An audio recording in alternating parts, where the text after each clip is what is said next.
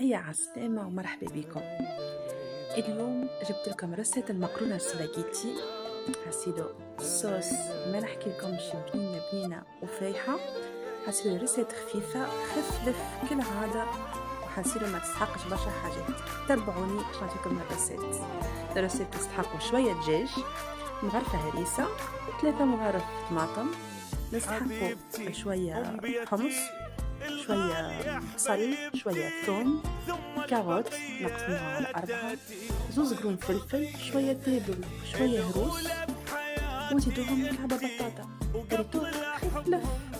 هيا سيدي بالزيت ناخذ الطنجرة نحطو فيها الزيت، نحطو فيها الدجاج، ونزيدو عليهم البصل ونحركوها حرك حرك حرك حرك. ومن بعد ناخذ المغرفة الهريسة نحطوها هذاك الزيت هذاك، ونزيدوها أبوبخي 100 مليلتر ماء جست باش تحلك الهريسة، ونخليوها تشكشك تشكشك تشكشك تشكشك تشكشك. هي تشكشك شوية وإحنا نصبوا عليها الكاروت ونصبوا عليها الحمص المنفخ، ونزيدو نحركو حرك حرك حرك حسب البنة فاتت تقلى.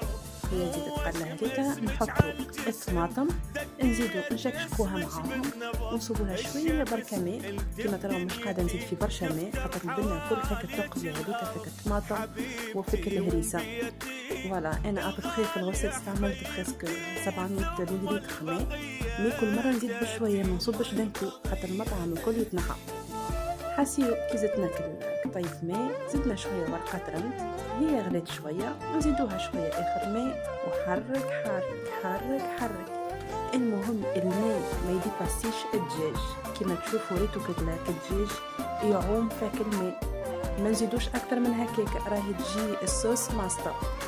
حاسيو بعد ما يغلي الحمص يطيب، الدجاج يطيب، نرميو كعبة البطاطا مقسومة على 4، نخليوها لين قريب تطيب، نزيدوها الثوم ونحطو الفلفل ونحطو كل هروس. يا بابا على الهروس، تحط هروس فك الصوص الريحة تولي تفحفح فيه.